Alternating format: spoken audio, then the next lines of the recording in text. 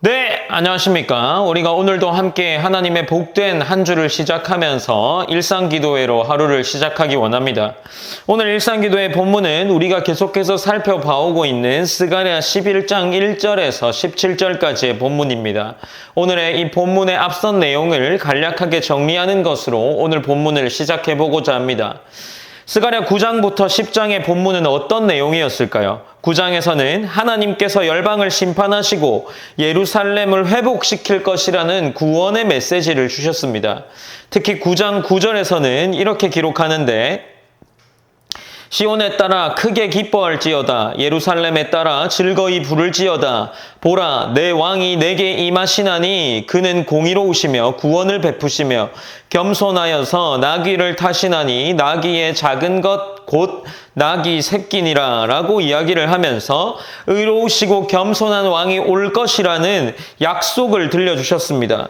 이것은 신약에서 예수님이 나귀를 타고 예루살렘으로 입성하는 것을 하는 그 장면과 연결되는 거죠. 이것은 중요한 예언이었습니다. 그리고 이어지는 10장에서는 하나님께서 흩어진 자기 백성을 다시 모으시고 강하게 하셔서 원수들을 이기게 하실 것이라는 소망을 주셨습니다. 이렇게 스가랴 9장과 10장의 말씀은 하나님의 승리와 회복, 그리고 메시아가 임할 것이다, 메시아가 올 것이라는 약속이 담긴 말씀을 주셨습니다. 그런데 오늘 우리가 살펴보게 될 스가랴 11장에서는 분위기가 완전히 달라집니다. 앞서 9장과 10장에서 영광스러운 회복의 메시지에서 갑자기 심판과 파괴의 메시지로 전환되기 때문이죠. 어떤 학자들은 이 부분을 구약 성경에서 해석하기 난해한 본문 중 하나라고 이야기하기도 합니다. 왜냐하면 소망의 약속과는 반대로 목자 없는 백성, 버려진 양과 같은 처참한 모습이 강조되고 있기 때문입니다.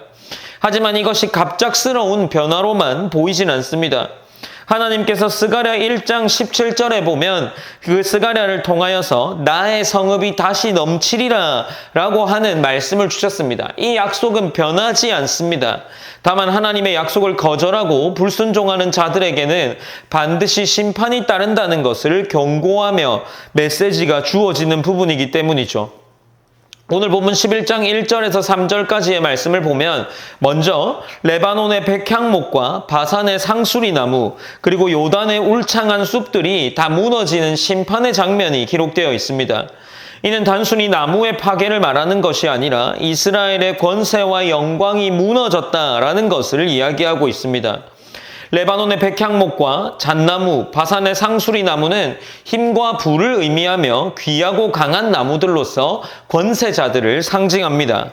무성한 숲은 번영의 표지였는데 오늘 본문은 그것들이 다 무너진다라고 이야기를 하고 있는 겁니다.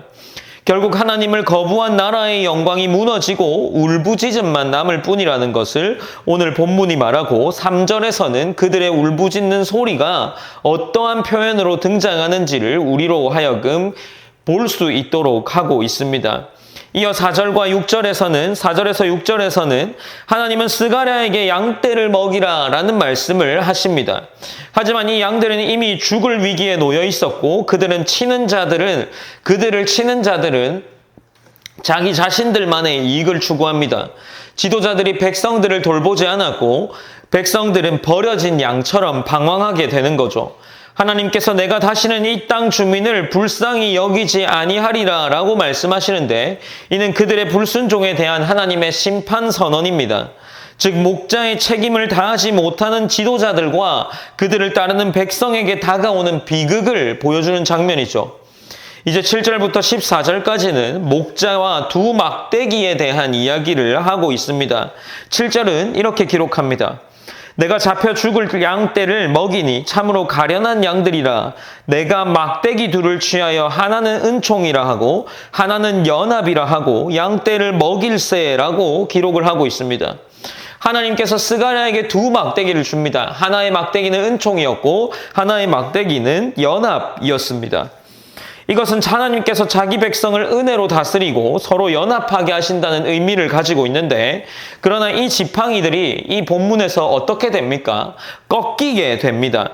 하나님의 은혜와 백성의 연합이 깨지는 비극을 보게 되는 거죠. 특히 12에서 13절 말씀은 은30을 받고 버려지는 장면이 기록되어 있는데 12절에서는 이렇게 기록합니다. 내가 그들에게 이르되 너희가 좋게 여기거든 내 품삯을 내고 내게 주고 그렇지 아니하거든 그만두라. 그들이 곧 은30개를 달아서 내 품삯을 심은 자라라고 품삯을 삼은지라라고 기록을 하고 있습니다. 이 은30은 예수님께서 가룟 유다에게 팔리신 사건과 연결되는 거죠. 하나님께서 은혜로 주신 목자를 거절할 때 그들은 가장 큰 파멸을 맞게 될 것이라는 것을 보여주고 있습니다.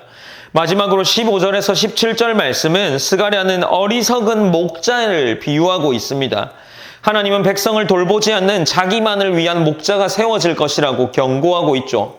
그 목자는 양을 먹이지도 않습니다.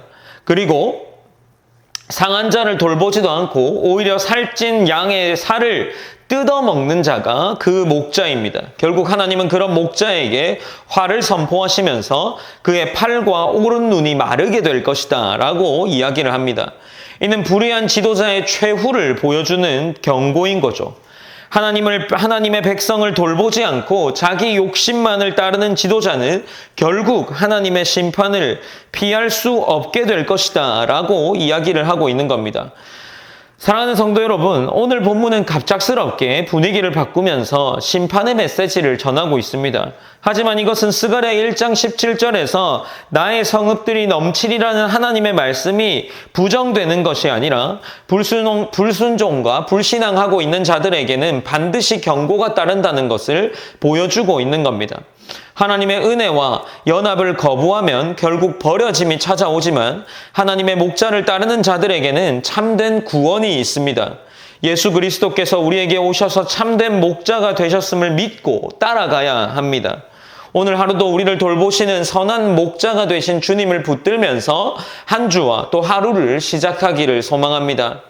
우리가 오늘 본문을 기억하면서도 동일하게 하루를 기도로 시작했으면 좋겠습니다. 먼저는 우리 오늘 메시지가 목자로서의 역할들을 이야기하는 부분과 연결되는데 우리 성도 모두는 각자의 자리에서 목자의 마음을 품어야 합니다. 가정과 교회에서 누군가는 목자가 되어 있겠죠. 일터에서 우리가 맡겨진 이들이 있을 수 있습니다. 섬기는 작은 목자의 역할을 충실하게 감당하는 성도가 될 수 있어야 합니다. 그리고 두 번째로는 저를 위해서 기도해 주셨으면 좋겠습니다. 일상교회에 세우신 목자인 제가 하나님께서 원하시는 방향과 영적인 분별력을 가지고 하나님께 사역을 이루어갈 수 있기를 기도해 주셨으면 합니다. 우리가 오늘도 이 스가랴 11장에 주어지는 하나님의 심판의 메시지를 보고 우리의 삶을 불순종과 불신앙의 자리에 두는 것이 아니라 순종과 신앙의 자리에 두는 그런 귀한 성도가 될 수 있기 바랍니다. 우리가 오늘 기도함으로 오늘 일상기도회를 마무리하며 하나님께 한 주를 의탁하며 나아가기 원합니다. 기도하겠습니다. 사랑의 하나님 감사합니다. 하나님 우리가 오늘도 일상기도회로 하나님을 섬기며 또 믿으며 나아가고자 합니다.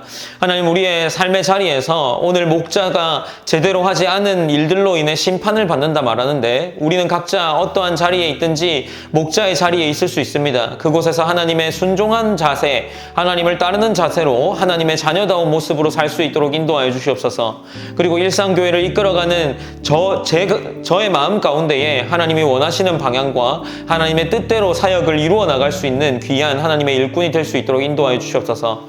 언제나 하나님께서 함께하여 주시고 이 모든 자리마다 하나님께 영광을 올려드릴 수 있는 귀한 하나님의 성도, 일상교회의 성도가 될 수 있도록 붙잡아 주시옵소서. 모든 영광 하나님께 올려드리며 우리 한 주간의 삶을 하나님께서 이끌어 가실 줄 믿습니다. 살아계신 예수님의 이름으로 기도드립니다. 아멘.